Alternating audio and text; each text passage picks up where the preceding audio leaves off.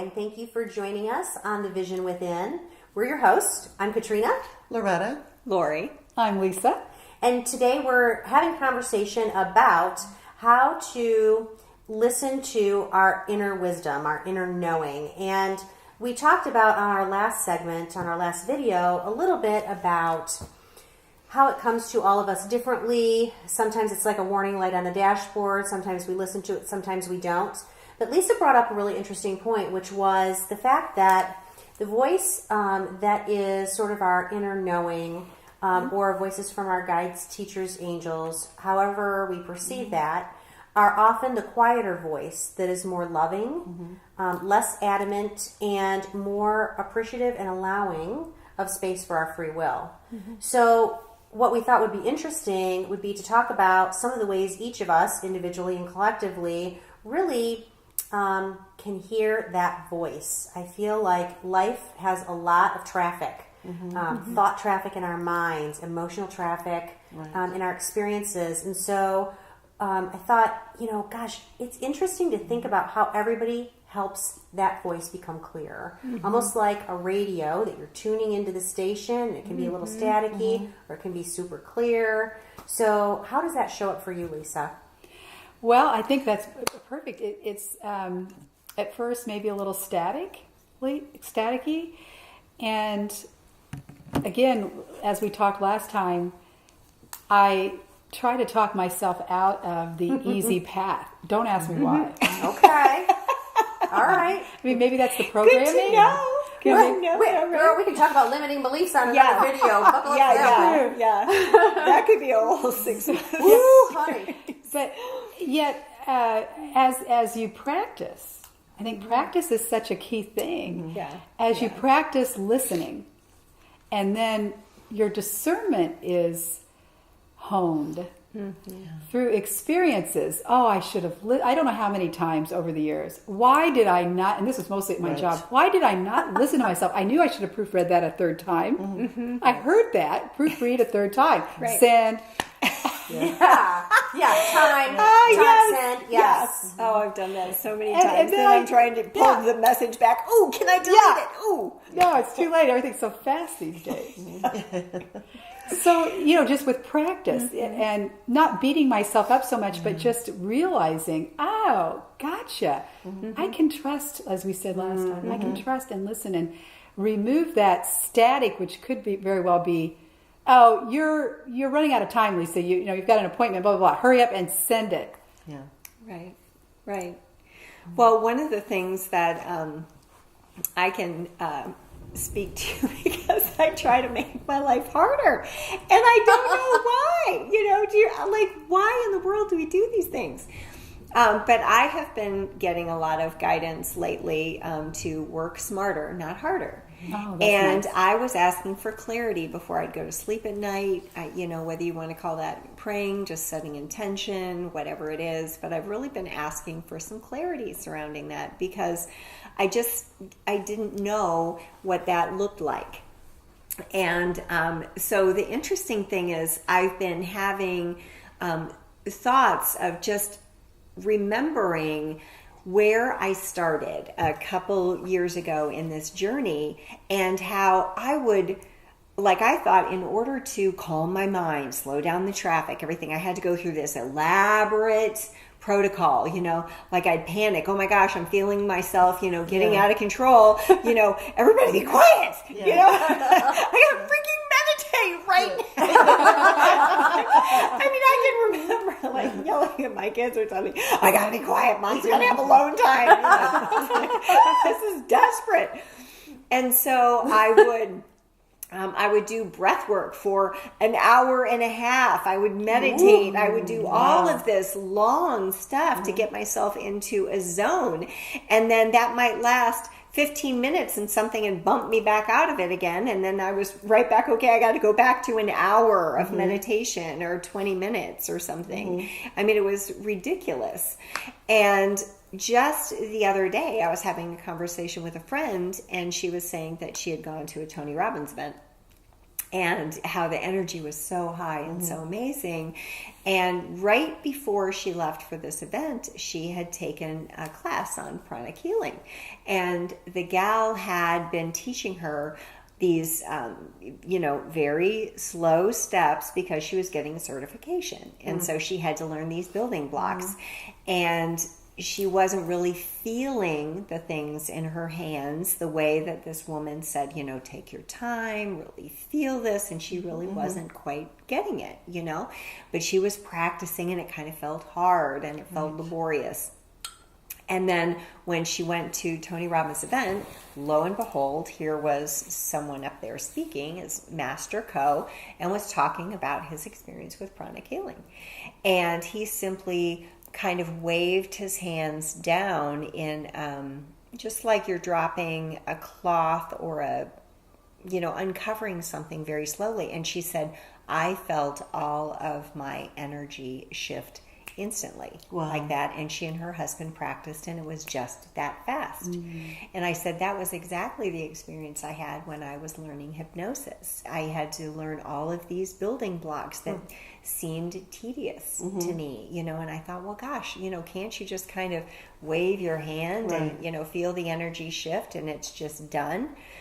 But because I learned those building blocks, almost like when you drive a certain way in a car and you notice little landmarks, then you can take a shortcut because you've gone that way once. So you can take a shortcut.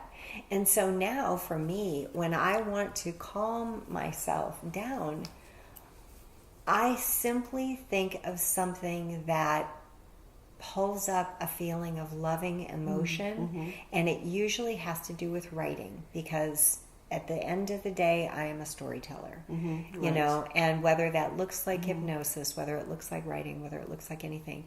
And so I noticed yesterday, right before I went to work, I really wanted to be grounded and centered.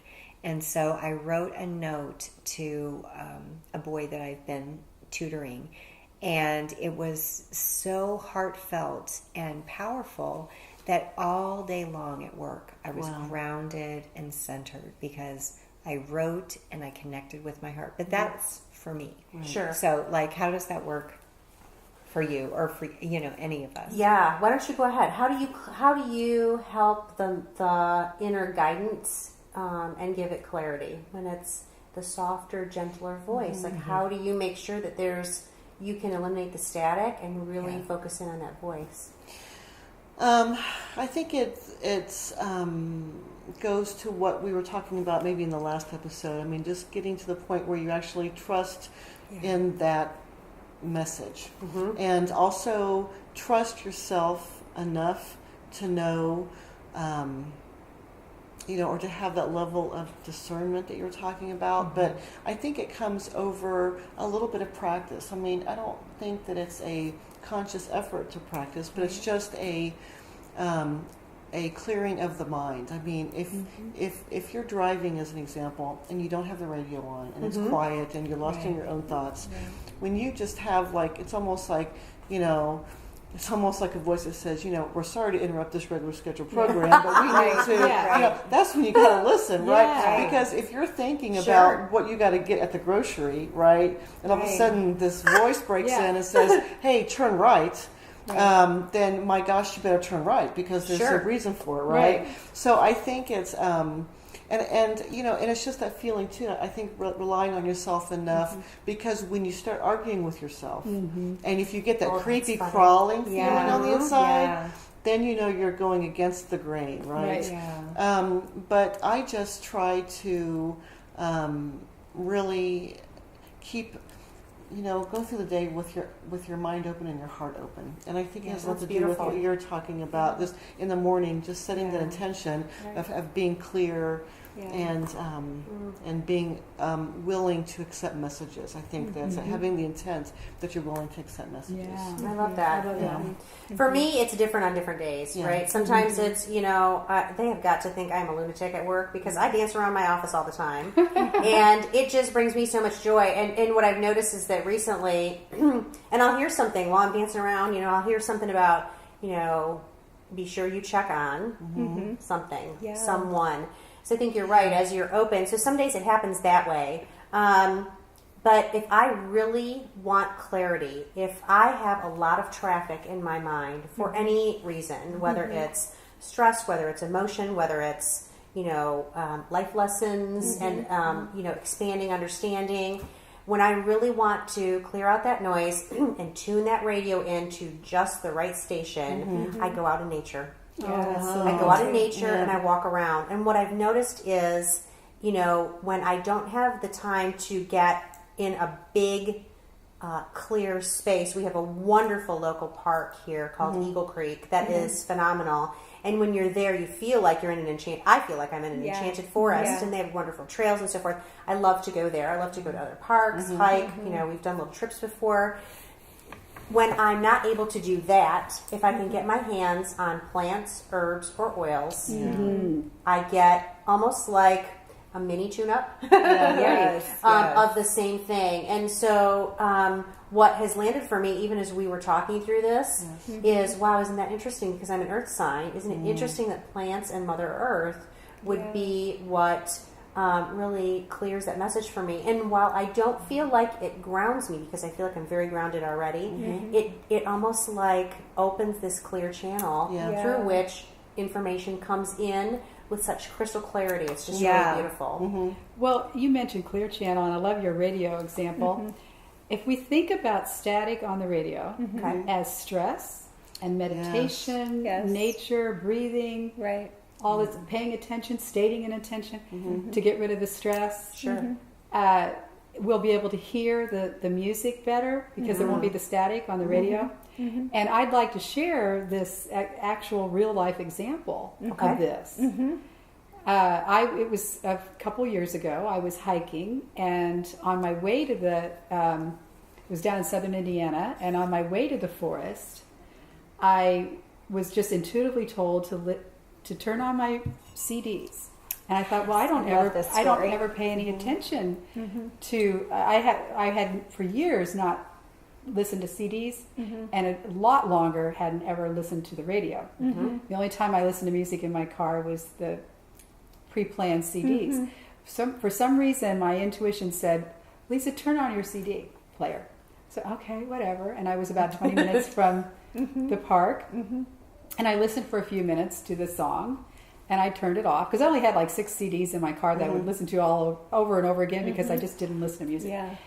So I turned off the CD, and then I got into the park and went hiking for an hour, came back out of the park, and the road that the park is, it's the State Martin Forest down in southern Indiana. The road the park is on is still foresty. And so I was in my car for a couple minutes, still in the forest, and I started to hear something. And I'm like, what is that? I looked at my cell phone on the passenger seat, and it wasn't that. And I said, well, wait a minute, what is that? And I noticed it was coming out of my speaker on my left. Wait a minute, that's coming out of my car radio. It was a song.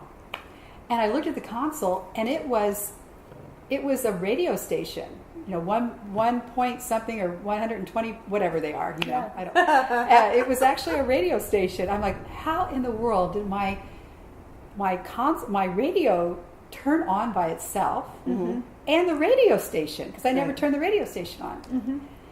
And I thought, I think I need to listen. It's inner guidance. Right. Well, it was staticky. I couldn't hear. It was a beautiful song I'd never heard before, so I could hear the music, but I couldn't hear any of the words. I said, okay, I need to really tune in and listen, despite the static. The only 2 words I heard were discover, and then static, truth. I'm like, discover, truth, and then and then there was more static, discover, truth. I said, I think my inner guidance is telling me to discover truth. And then I said, I got it. Thank you. Our inner guidance, I have found, does use electronics. Yes. There are a lot of people that have talked about this. So then the radio turned off by itself. Oh my goodness. I'm driving, and after I got my composure a little bit, I'm sure. I'm sure you're acting like you were all calm, but like that would have given me a moment. I would have been like, with the wind. I might need to pull over. I hit that button. You know how you hit to turn on? Yes. You just press it. And do you know, it went right back to the middle of the song on the CD I was listening to before. Gosh. Whoa. Wow. Yeah. Wow. Well, somebody got your attention, I would It say. got my attention. Yeah. Well, and to your point, I think that is one of the things I have noticed that, once we get that flow going, how that guidance can like pop in.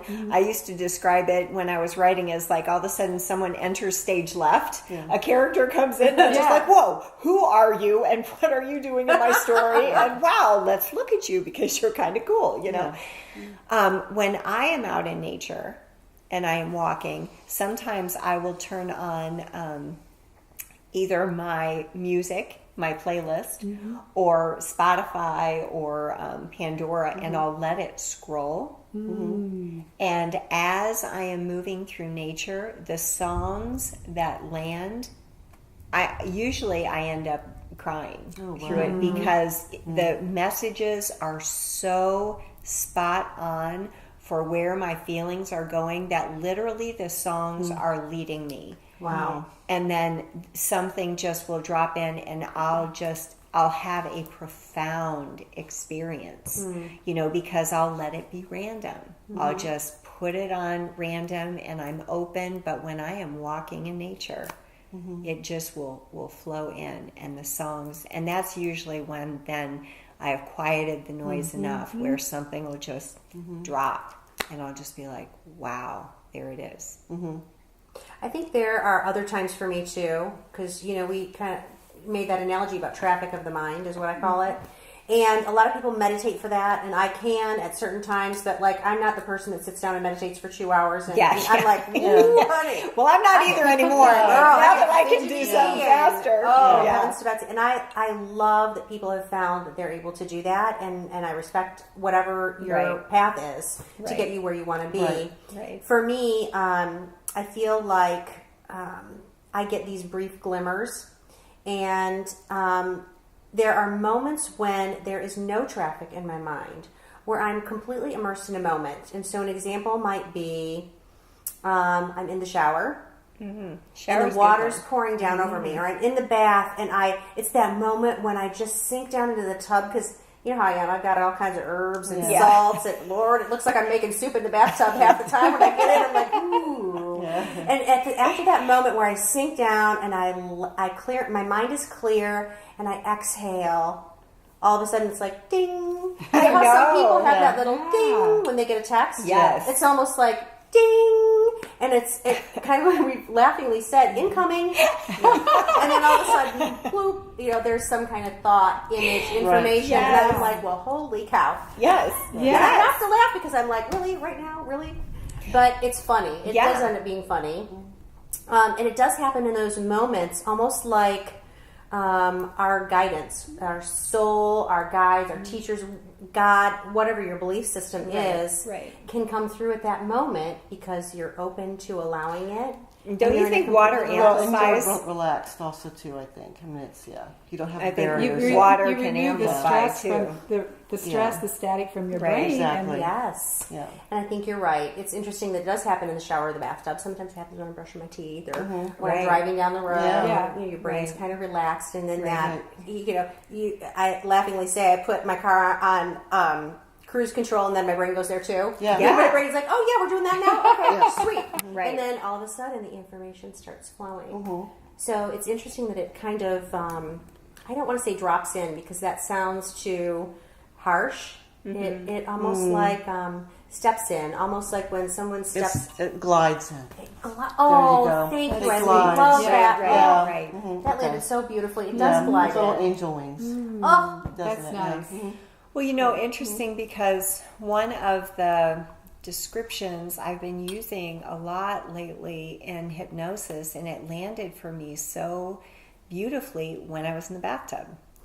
Okay, and how I describe it is when I'm doing kind of a progressive relaxation, and it is what your muscles feel like when you slide into that bathtub and they go and they let down.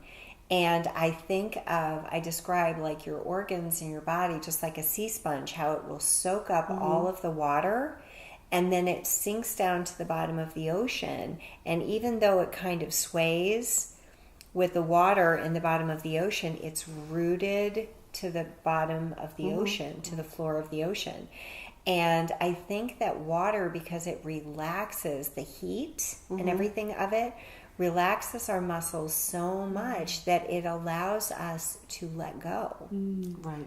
You know, and then we can, you know, it's almost like we get a rhythm going, and our brain, I think of it as when that space expands, I tell people, think about a fish that is swimming around rocks now. Actually, that guidance can swim around our thoughts because they have sunk to the bottom and anchored like rocks. And our guidance can then flow right around them and get right to us. That's beautiful. That is very nice. It's almost like we've removed the block stress Yes. so that the heart and brain connection is now flowing, and the heart can send the messages, the intuitive inner guidance to the brain. Yes, we've opened the channel. We've opened up that tube that was blocked before. Right. Yeah, I love that. Well, we have had some amazing conversation here today. I have really enjoyed hearing about and learning about how all of us clear our messages through nature, through bath, through storytelling, through writing and journaling, and through all kinds of inner guidance that we get. And I love your last comment, Lisa, about how in those moments when we clear the static, our inner guidance can swim in, but it's that moment where the brain and the heart connect. And I think that's really beautiful. Thank you so much for joining us on The Vision Within. I'm Katrina. Loretta. Lori. Lisa, and Laura, you wanted to mention about... Yes, please, we post this on Rising Tides Global. Please comment, because we would love to hear where your inner guidance comes from, how it pops in or flows in for you, or tips or clues, anything that you can share to really grow this community, because the more that we share our ideas and connect with more and more people, the more examples that we get of inner guidance, which will give you incredible information for yourself. So please do interact with us. We love hearing from you. We love your ideas. So thank you so much. Until next time. Bye-bye. Bye. Thanks. Bye.